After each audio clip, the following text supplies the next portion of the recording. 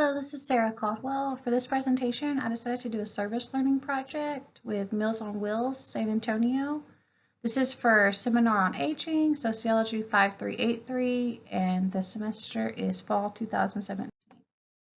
A little bit of background on Meals on Wheels America. It's the oldest and largest national senior nutritional program in America.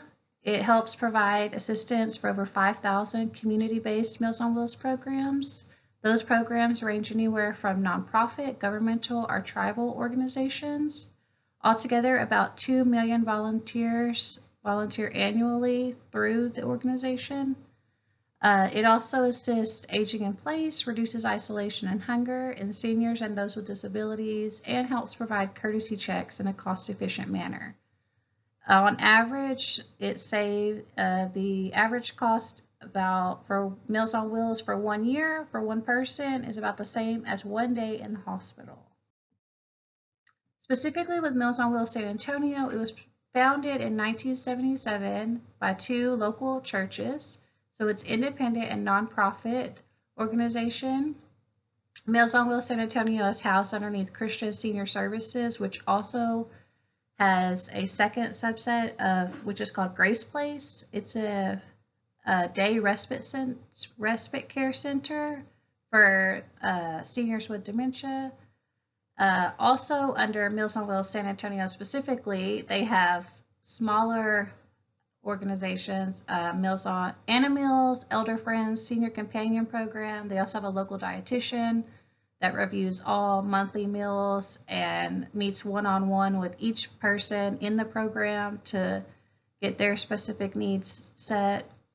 Meals is a program that helps provide dog food and cat food delivered free of charge to the seniors that already receive Meals on Wheels. They found that some of the seniors were providing their food to their animals, and to help stop this, they decided to create Meals. Elder Friends helps bring together youth and seniors. Usually volunteer on average about 3 hours a week or so if you decide to join that specific program.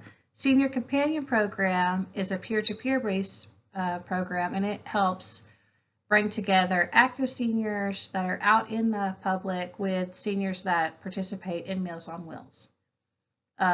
In Bexar County, between paid workers and volunteers, they're able to deliver about 3,500 meals daily, Monday through Friday.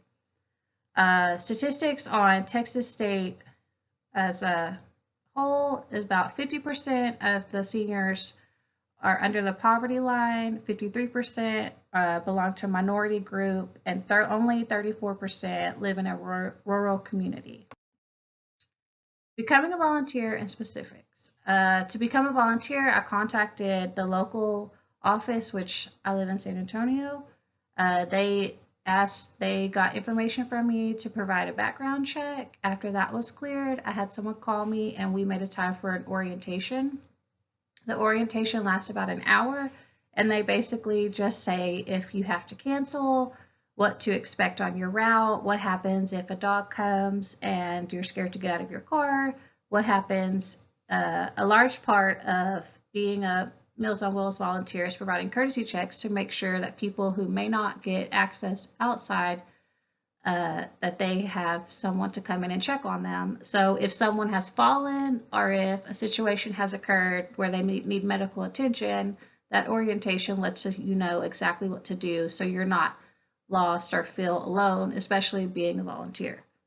Once the orientation was cleared, someone called me and we coordinated a route that was in need of a driver and a day, and we decided I would provide every Thursday to a local route in San Antonio.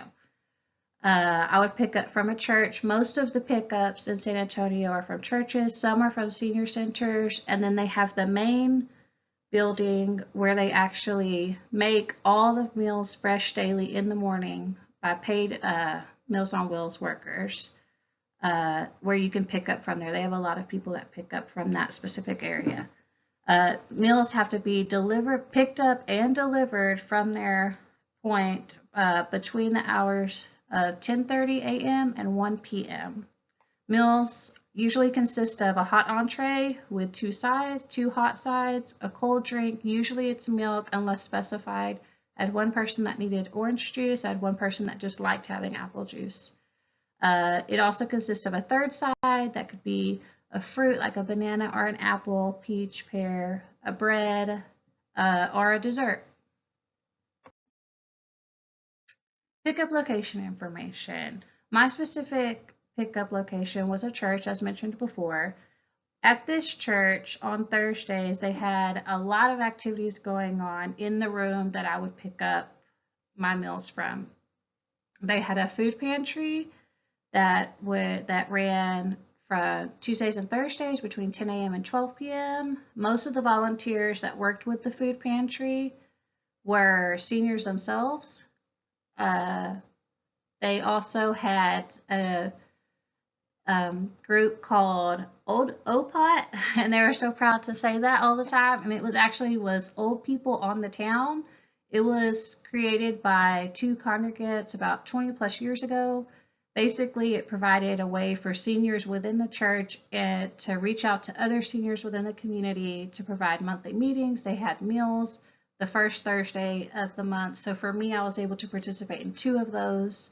And they planned out trips. One time they planned out going to Shinerbach, Texas, and they thought of all different kinds of stuff. It was really interesting. And they had a really large turnout for both of those meetings that I was able to watch. They also had a sit and be fit group exercise on some of the Thursdays. They had a prayer meeting group going on. Since they had so much going on in the place where I would pick up and drop off, go back and drop off the bags at, I decided to include those into my analysis today because it provides different ways that people can age, and it was also a part of my meals. It was directly a part of my Meals on Wheels experience. Statistics on Meals on Wheels seniors. My specific area was about a 2 to 3 mile strip. It was a very small area just off of one road in San Antonio. I delivered to 11 seniors altogether. There were 7 females, 2 males, and 1 couple. There were 6 Hispanics, 4 Caucasians, and 1 African American. I delivered to 6 single-family homes, 2 apartments, 1 trailer that was inside a trailer park, and 1 RV that was located inside an RV park. The ages ranged between the later 60s to the 90s. I actually had 3 seniors inside their 90s, and they were proud to tell me we had 2 birthdays during my run, so that's how I found out about the person that was 91, the person that was 92, and then we also had someone that was 96. I wasn't able to find out everyone's age, sadly. The couple that I delivered to, they were married for 67 years. All the other people were single and lived alone. They were widowed, divorced, or I wasn't able to find out what their specific situation was. Whenever it came to religion, I know for a fact that 2 people were strong devout Christians, 1 person was Jewish, and the others, I do not know their specifics on that. Something that was really obvious since I decided to include the seniors at the church was the inequalities and the importance of having friends with wheels. So for my analysis, I decided to pick a couple of people and just really delve into them really further instead of trying to find everything about everyone, because some people that you will deliver to, they will take their meal and they will say thank you very much, and then they will close the door, and that's all that they want, and that's all that you can provide for them. You've provided a courtesy check, you've provided their meal, and that's the end of it, and then you go to the next house. But some people, they wanted more interaction, they wanted you to chat with them more, and that's how come I've decided to delve further into just a few. The one woman, which all the names are changed, but one woman named Mickey, she was 87 years old. She was a widow of 5 years. She was very, very active in the church. She was a food bank volunteer. She brought food for anything. They had a lunch every single Thursday. The church or anyone that was there that was in the building could come and eat the lunch. I mean, she was very active. She was there all the time. At one point, she told me that she came about 5 days out of the week. Uh, Eventually, while sitting down and chatting with her, I found out that she hadn't driven for years. She actually voluntarily gave up her keys. And she said, I said, well, if you don't drive and you live alone, how are you here every single day? And she said, well, she has a daughter-in-law that provides her driving every day, anytime she needs it. And then she also said that she had lots and lots of congregants. So she was very proud of that fact. She had lots of family and friends that would drive her. She was never stuck at the house. She was very, very proud about this fact. Meanwhile, I had two Meals on Wheels seniors. Rachel, who was 92, she was a widow of 7 years. She felt just stuck at home. She reiterated to me how lonely she felt, and she had no kids over her life. She was unable to conceive. She had a niece that lived over an hour away, which her niece had her own problems. She had a small dog that she really loved. And then we also had Todd, who was 96. He was single. He participated with Meals on Wheels. He had a home health nurse. Rachel did not have anyone besides Meals on Wheels. He had a home health nurse that came every day. He was very talkative. He found out that I had 3 kids, and he would provide treats to my children. Without fail, he would have 3 suckers waiting for them every week. He had a daughter that lives in California. She called daily, and she would come twice a year. But you could tell from our interactions that he was raring to go. He wanted us to chat and stay talking together. He wanted me to stay as long as I could, for sure. And just being able to compare Mickey's life experience as a senior and Rachel and Todd's life experience as a senior, all of them live alone. They're all around the similar age. None of them drive. They were all in similar health. Mickey had some ailments as well. But the only difference that I found, I was able to look at from the life course perspective, was like the linked lives. Those social ties really made a difference on their daily life experiences. It was really profound once I figured that out. I thought, wow.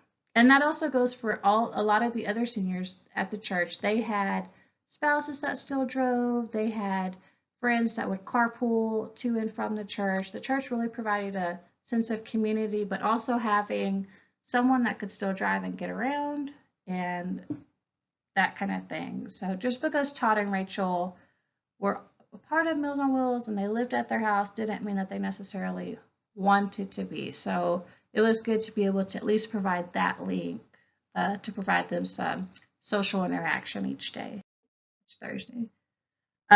For another one of my people that I delivered to was Taylor, and she was awesome. She was a widow of about 6 or 7 years. She had many physical ailments. She was probably my youngest person. She was 66 years old. She had walking issues, shoulder pain, shingles, fibromyalgia. She had anxiety, depression. She had all different kinds of stuff. And the very first time I walked into her home, her living room, everything, was covered with pictures and statues of Jesus, the Virgin Mary, crosses, all different kinds of stuff. And it was pretty obvious that she was a devout Catholic upon meeting her. As I was able to participate with her more, I found out that she contracted polio when she was 4. She lived in a Christian hospital most of her childhood and was taught by nuns. Later, around 10 or 11, her mother was an alcoholic, her father had passed away, and she almost married at 14 to get away from her mother. She said that God did not want her to marry, so that's why she chose not to. Eventually, she was sent a husband from God. Most all of her interactions, every blessing that she's received is from God. Every problem, trial, tribulation was sent to help her learn more understanding from God. It was very obvious that her religion was such a part of her life. And from the life course perspective, looking at from the principles of lifespan development, agency, timing, and linked lives, it was really easy to connect all of those past historical things throughout her lifetime together to understand more why it was such a part of her life. If you want to volunteer in your area, on the national level, you can go to mealsonwheelsamerica.org. On the state level, for Texas, you can go to mealsonwheelstexas.org. On the local level, I have for Austin area, mealsonwheelscentraltexas.org. Dallas is vnatexas.org. And San Antonio is mowsatx.org. And this Austin area has a lot of stuff going on for it. Like I said, if you don't want to volunteer for Meals on Wheels specifically, then there's other programs within the Meals on Wheels that you can check out and see if those are for you. So thank you.